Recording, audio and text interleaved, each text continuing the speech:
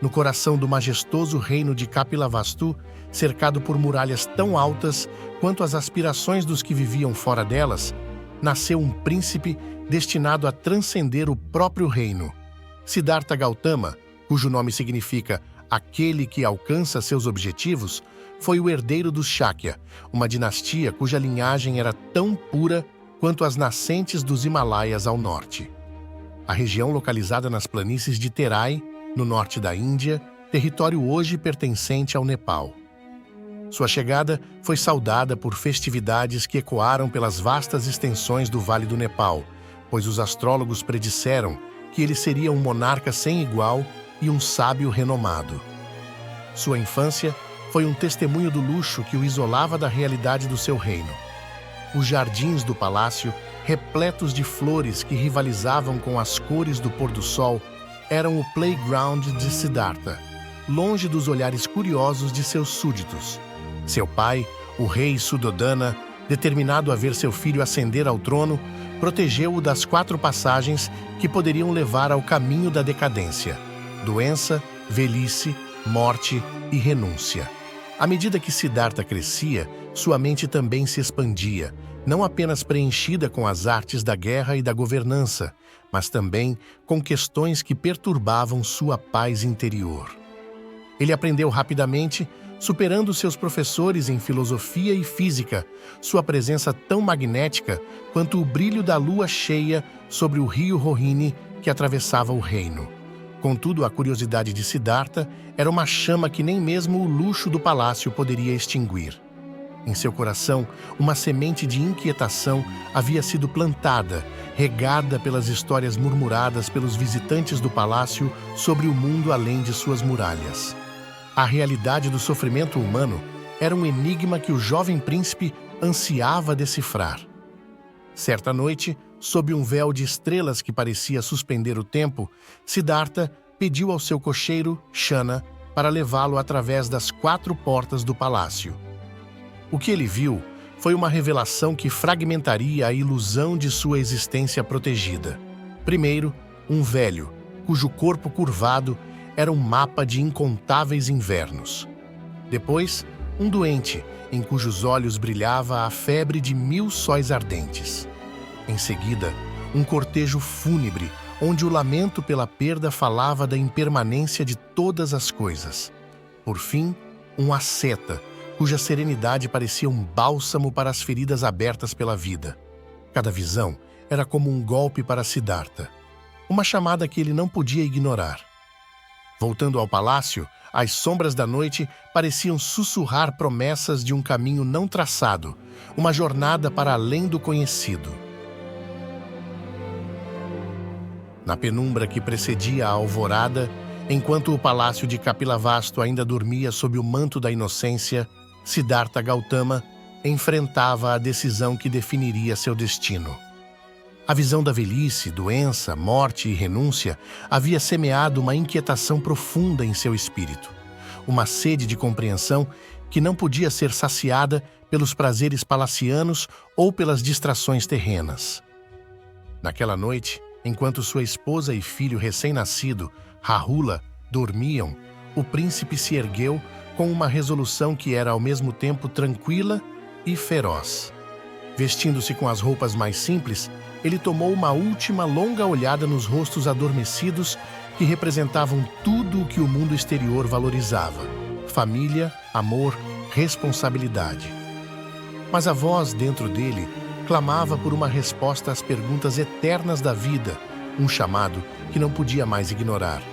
Com passos que ressoavam como ecos de um futuro não escrito, Siddhartha se dirigiu ao portão do palácio, onde seu fiel cocheiro, Shana, e seu amado cavalo, Kantaka, o esperavam.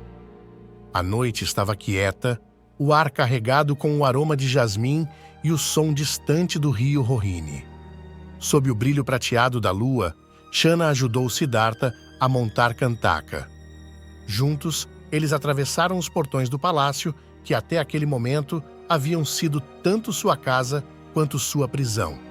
Cada passo de Kantaka sobre o caminho de pedras era um afastamento do passado, cada batida do coração de Siddhartha. um passo em direção ao desconhecido. Eles seguiram através das sombras das árvores, cujas folhas sussurravam segredos que apenas o vento poderia entender. A jornada foi silenciosa, salvo pelo trote constante de Kantaka e pela respiração entrecortada de Siddhartha, cada fôlego um misto de perda e liberdade. Ao alcançarem as margens do Anoma, o rio que marcava a fronteira do seu mundo conhecido, Siddhartha desceu do cavalo, seus pés tocando o solo frio que logo se tornaria o alicerce de sua nova vida. Ali, ele fez um voto diante de Shana, seu amigo e agora parte do seu passado. Com gestos resolutos, ele removeu suas joias e cortou seus longos cabelos, símbolos da realeza que não mais precisava. Cada mecha que caía ao chão era uma renúncia de seu direito ao trono, uma liberação dos laços terrenos. Ele entregou tudo a Shana, pedindo que retornasse ao palácio com as vestes e os cabelos como prova de sua decisão irrevogável. Em pé, ao lado do rio, Siddhartha vestiu um manto simples, o traje de um mendicante em busca de iluminação. Ele olhou uma última vez para Kantaka, cujos olhos refletiam uma tristeza muda, como se compreendesse a magnitude do sacrifício que seu mestre estava fazendo. Então, com um coração tanto pesado quanto aliviado, Siddhartha se voltou para o leste, para o sol nascente, e começou a caminhar. Atrás dele, Shana, com lágrimas que refletiam o brilho da primeira luz da manhã, montou em Kantaka e tomou o caminho de volta ao palácio, levando consigo o fim de uma era. À frente, Siddhartha enfrentava um futuro incerto, guiado apenas pela promessa de um caminho que conduzia à verdadeira liberdade. Na vastidão da Índia antiga, sob a vasta cúpula do céu, Siddhartha Gautama vagava. Sua jornada o levou por terras áridas e florestas densas, onde o solo era tão diverso quanto as filosofias que floresciam em cada canto do subcontinente. Ele, que havia sido príncipe, agora vestia o manto de um asceta, buscando nas práticas extremas de renúncia e meditação as respostas que sua alma inquieta demandava. Os primeiros anos de sua busca foram marcados por uma intensidade feroz. Siddhartha adotou práticas de austeridade que testavam os limites da resistência humana. Ele se juntou a um grupo de rigorosos ascetas cuja disciplina era tão implacável quanto a terra seca sob seus pés descalços. Juntos, eles se dedicavam a prolongadas sessões de meditação, enfrentando os rigores do clima e a severidade de suas autoimpostas privações. O príncipe que uma vez jantava em pratos adornados com ouro, agora colhia folhas secas e frutos não maduros. Certo dia, enquanto se sentava à sombra de uma árvore, sua meditação foi interrompida pelo canto de um pássaro. Siddhartha levantou os olhos para ver um músico ajustando as cordas de seu veena, um pequeno violão.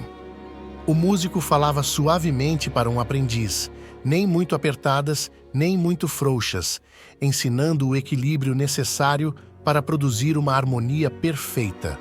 Aquelas palavras, simples mas profundas, ecoaram dentro de Siddhartha como o claro toque de um sino.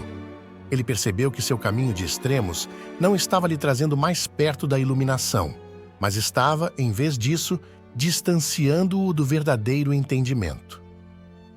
Com essa nova compreensão, Siddhartha mudou seu curso. Ele começou a praticar o caminho do meio, uma abordagem equilibrada que evitava tanto a indulgência sensorial quanto a mortificação do corpo. Ele aceitou comida de aldeões. Enquanto sua força retornava, uma clareza semelhante permeava sua mente, uma preparação para a iluminação que estava destinado a alcançar. Nessa época, ele chegou ao rio Niranjana, cujas águas corriam com a promessa de renovação. Lá, ele se banhou, e ao sair das águas revitalizantes, uma aldeã ofereceu-lhe uma tigela de kheer, um pudim de arroz doce. Siddhartha aceitou o alimento com gratidão, sentindo em cada grão de arroz a doçura da vida e a gentileza de um universo que nutre todos os seres. Fortalecido em corpo e espírito, Siddhartha sentiu que estava pronto para a última etapa de sua busca. Ele encontrou uma árvore figo, mais tarde conhecida como a árvore Bodhi, e sentou-se sob sua vasta copa. Determinado, ele fez um voto. Não se levantaria até que encontrasse as respostas que buscava, até que a raiz de todo sofrimento fosse claramente vista e entendida. O sol se pôs, e a noite envolveu o mundo em sua escuridão suave. Sob a árvore Bodhi, Siddhartha mergulhou mais profundamente em meditação, cruzando fronteiras da mente e do espírito que poucos haviam alcançado antes. Sob a sombra protetora da árvore Bodhi, Siddhartha Gautama sentou-se com a serenidade de um lago calmo, seu espírito pronto para a jornada final rumo à iluminação. As estrelas brilhavam como testemunhas silenciosas no céu noturno, enquanto a lua lançava um manto prateado sobre o mundo, iluminando o caminho para o despertar. A noite avançava, e com ela as horas se desdobravam em um tapete de introspecção profunda. Siddhartha mergulhou nas águas escuras de sua mente, enfrentando as correntes de pensamentos, medos e desejos que haviam moldado sua existência terrena. Em cada respiração, ele se libertava mais das amarras que o prendiam ao ciclo interminável de nascimento e renascimento, conhecido como samsara. Conforme a noite se aprofundava, Siddhartha foi confrontado por Mara, o senhor das ilusões, que procurava desviar o buscador de seu caminho.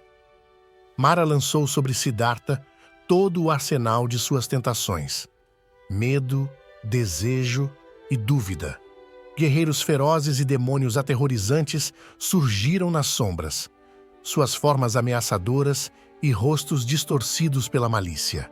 No entanto, com cada ataque, Siddhartha permanecia imóvel, sua resolução tão inabalável quanto a montanha sob a qual se sentava.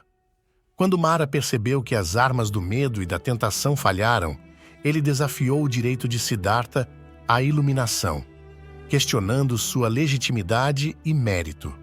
Em resposta, Siddhartha estendeu a mão direita e tocou a terra, chamando-a como testemunha de suas muitas vidas de esforço e compaixão.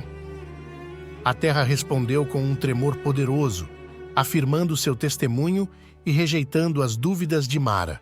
Enquanto o primeiro alvorecer tocava o céu, a mente de Siddhartha clareou completamente.